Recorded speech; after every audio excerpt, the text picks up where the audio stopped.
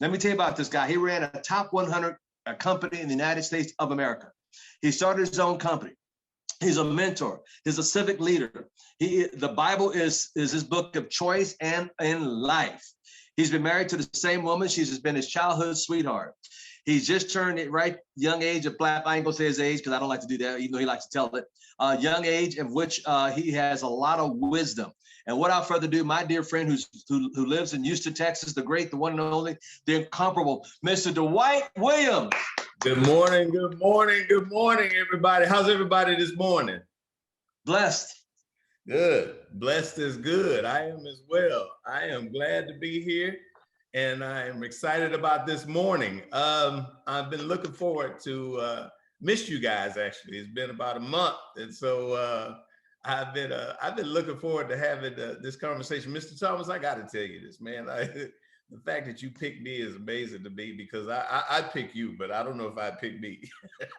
But I thank you for opening up this opportunity for me to speak. It is a tremendous opportunity, because it's not one that you have to, because you could, anything we talk about, you could probably talk about many, many, many times. And so I just want to say thank you. I really do. And I'm glad to be here this morning. It's the beginning of the third quarter of this year. We're almost at our 1/3 mark. And I would love to say to everybody, hey, tell me where we're at. Are you a third way toward your goal this year? Don't answer that. Don't answer it, because I'm not trying to put you on the spot, but you should be asking yourself that question, because it's important. Why? Because it doesn't matter about anybody else. It matters about you. Are you on track for you to achieve your goal? And I would say, I'm gonna be honest with you, guys like us. I'm never satisfied with my performance. I'm gonna be honest with you. And if you were to ask me, Dwight, tell me about the year, I'll probably tell you everything I haven't gotten done yet.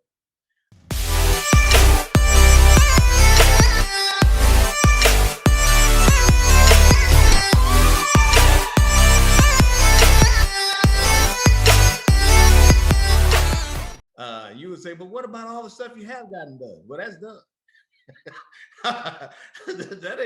Why would I be talking about that? That's done. I need to be talking about the stuff that I need to be getting done. It's not done. So I'm motivated though. This year has started off really, really good, and I am excited about it, and I'm motivated. Today, most of you who heard me before now know are familiar with my favorite subject. I love talking about faith and belief. I do.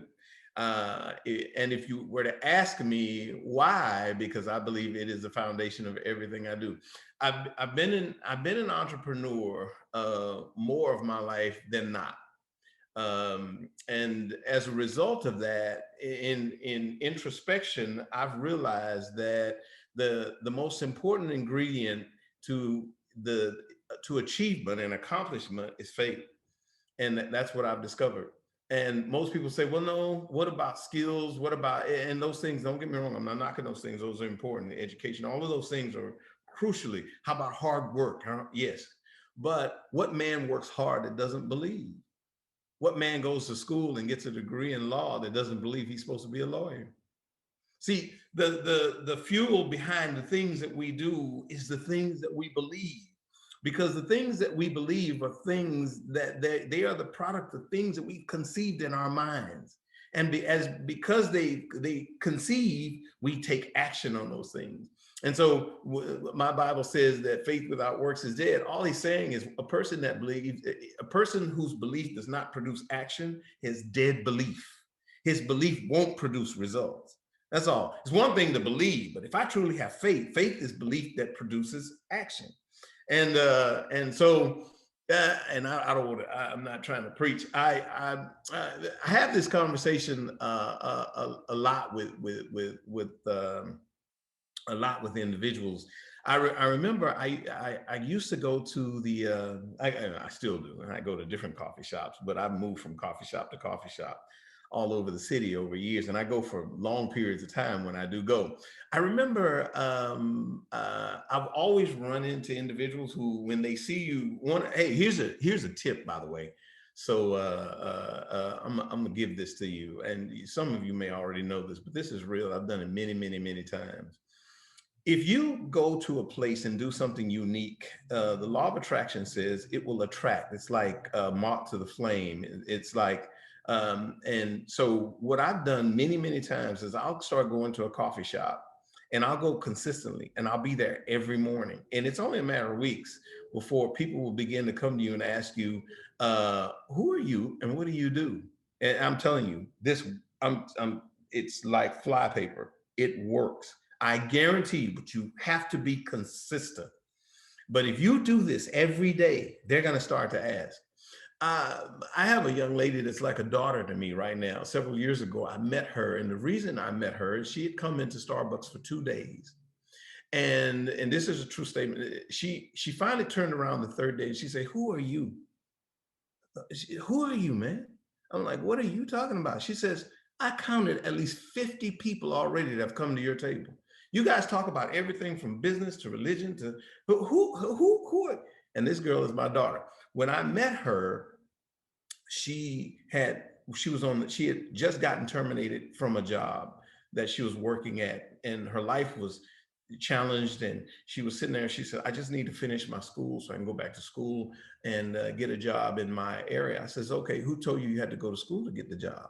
And she was like, because that's how we do it. I said, I said, didn't you say one of the jobs you just had was a church? Do you not know anything about faith? She was like, no, I know about faith. Well, then why do you have to wait till you get your degree to get your job? Why don't you just go get the job? She was like, what are you talking about? I said, and then we talked for a few days, and I finally told her, let's call all the companies in this area that are in the area that you want, and let's start talking to them about it. She did it. Now, that's the one thing Mr. Thomas talks about all the time. She immediately took action. Immediately took action. And within 9 weeks, she was working for one of those companies. Today, if you talk to her, she owns a home in inner city Houston, 4 stories. She's a multiple 6-figure earner. She's a business owner, and she's completely transformed her life. I met her probably 6 years ago. And this is what is capable. This is why a relationship with an individual, and I'm going to tell you a little bit more about Mr. Thomas in a minute, is so important. Another individual met with a young man a long time ago, and this is one of the things I want to mention. I wanted to talk to us about. He was in the construction business. He was a worker. He's a construction worker.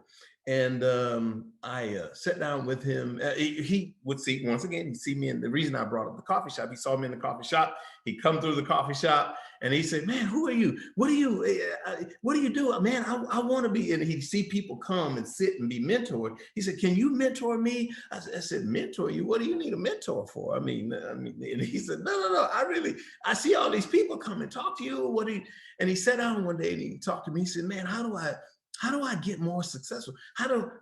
People always ask this question, how do I get like you? How do I get where you're at?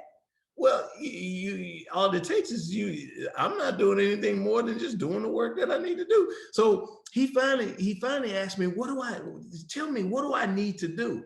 And I asked him, I said, young man, I said, let me ask you a question. What do? You work in Sugar Land area, you build houses. Yep.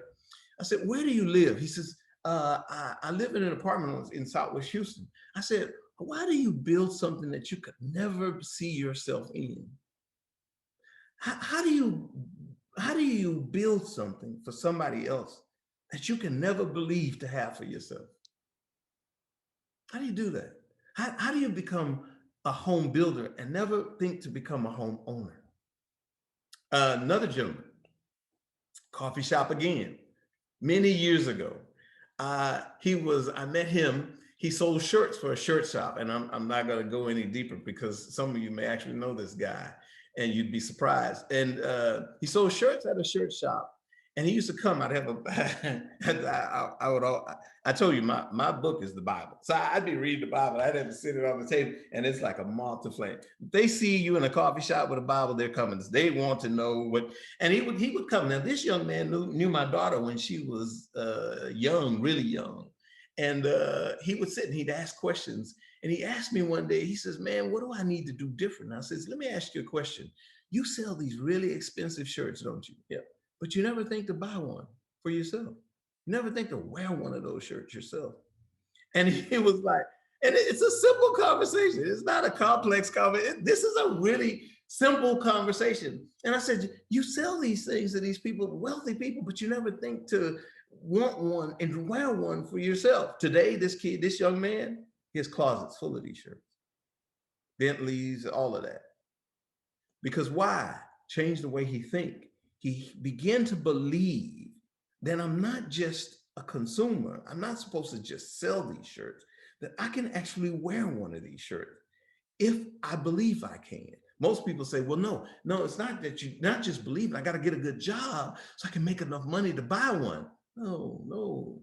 Even though that's true, it's the reverse. You have to become valuable enough to the marketplace to where it'll give you enough money to go buy you one. That's what you have to do. And it's really as simple as that. So you would say, well, I don't understand. Whenever I talk, let's say, for instance, I run into an individual that's talking of that, and I decide to talk to them about the business, and they'll say to me, and one of the first, and me, I'm blunt, I'm direct. I'm not gonna, because I don't have time to waste. So if they say, well, I'm gonna tell you, man, I don't see, I got bills to pay. I said, well, you absolutely do. And let me ask you a question. Beyond that, what else are you doing? What do you mean? Are you doing more than paying your bills? Are you living? Are you able to do the things you want to do? Because the law of attraction says you will do the very thing that is the dominating thoughts. And your dominating thought right now is to pay your bills. And because that is your dominating thought, that's all you're doing. Until you decide that I want to do more than pay my bills. I actually want to live. I want to travel. I want to wear that shirt. I want to drive that car. You will never do it. The most you'll do is pay your bills. We have to change the way I think. And and I've talked about this before, the number one reason we don't do it is because we don't believe it. And the number one reason we don't believe it is because it scares us to death to believe that we could do these things. Not me. You would say, well, I don't actually really think that. Really? You don't think you're scared to death? Then why haven't you called that person? What person are you talking about? The one person on your list that you haven't called. Why haven't you picked the phone up and called that person? Why haven't you invited them? Well, because I know they're not going to do it. How could you possibly know that? Because the person who invited you, if they know you per se, they will probably say the same thing. She's not the kind. She would never do this. Life circumstances change and they move in such a way, you never know what a person's going to do. And so you have to have the courage to just do what you're supposed to do. And that is to present the opportunity and tell them what I'm doing. And you have to believe it enough that yourself, that it is attractive enough that it draws them to you. My favorite book, and I'm just going to jump into my book. My book never said that God wasn't a gentleman and he forces us to do anything. The Bible says that with love and kindness have I drawn you to me. I didn't force you. I didn't demand that you come to me. I drew you by my attractiveness with love and kindness.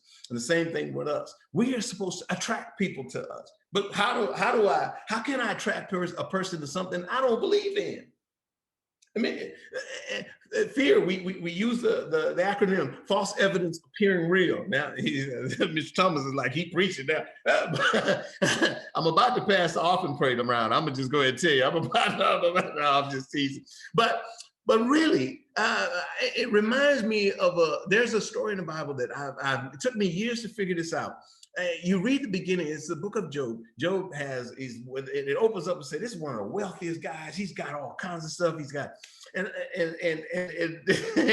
and it goes on to say, but then it comes and says, but there came a day when a servant came to Job and said, hey, Job, your servants that were watching your oxen, the enemies came upon them and you lost, and it killed them all and took all your oxen. And he says, the Bible says that while that servant was yet talking, another servant came in the room and he says, oh, and by the way, your camels and all that, the servants, another enemy came upon them, slew them all, took all your camels. And the Bible says that while he was yet talking, another person came in the room and says, oh, your kids were all having a party and a wind came in from the desert and the walls fell in and crushed them all.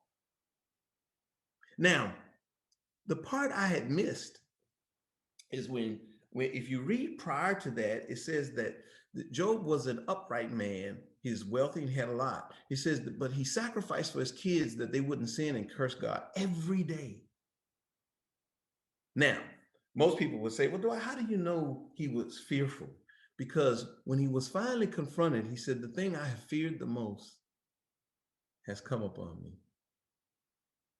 But of course, fear is faith, isn't it? Fear is faith as much as anything faith. Fear is just believing in what you don't want versus faith believing in what you do. It's the only difference. But fear is belief. I'm never going to be like my dad. You're going to be exactly like him unless you start believing what you want to be instead of talking about what you don't. I'm never going to be, I'm not going to be poor. Well, you keep talking about being poor and that's exactly what you're going to be. What you need to talk about is the wealth and the life that you want, not the one that you don't want. And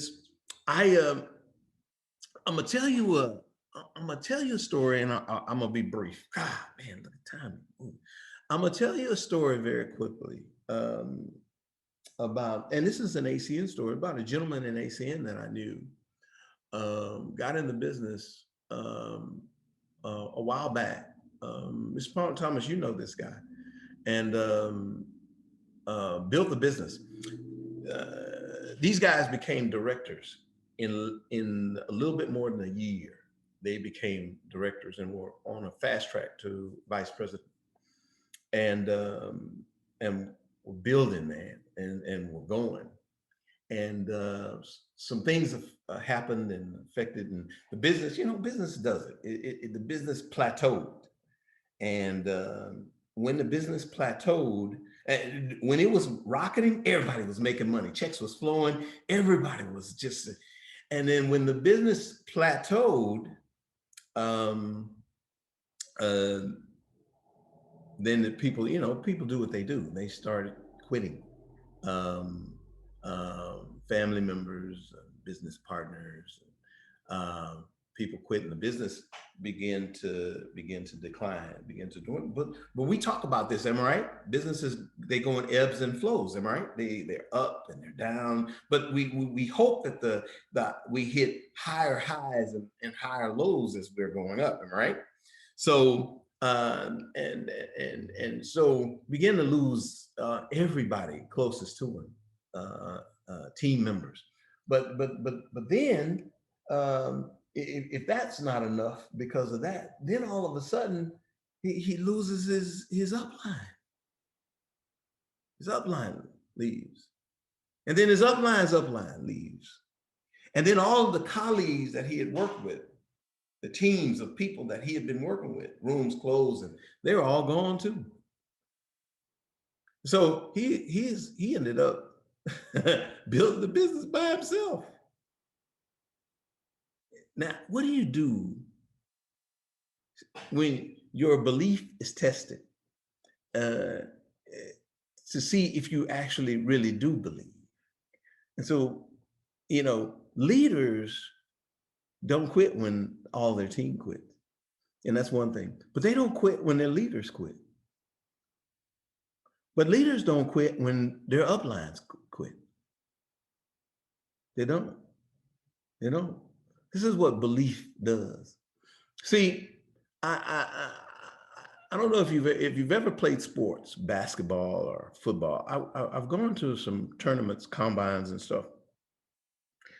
And I watch the process of what it takes to become a champion in these fields. And I watch the kids that compete. The kid that prepares for normal circumstances will never be a champion. That kid's not going to get picked. They're looking for the kid that will overcome every obstacle. That's the kid they're looking for. And they throw more and more obstacles in front of that kid. So I've seen this industry. This is the first company that I've been involved with, but I've watched this industry, and I think often we believe everybody's gonna say yes, and everybody's gonna do it. It's not. Now, let me tell you the truth, and let me not lie to you. They're not. You're not looking for everybody to do that. I'm looking for a few people that want to do what I want to do or more, who see it for themselves, who want to build it, that catch on the vision. And if the people I'm talking to don't get it, I'm not gonna get mad at you. Matter of fact, I'm gonna celebrate you. When you go do what you're gonna do, I'm gonna be right there celebrating you.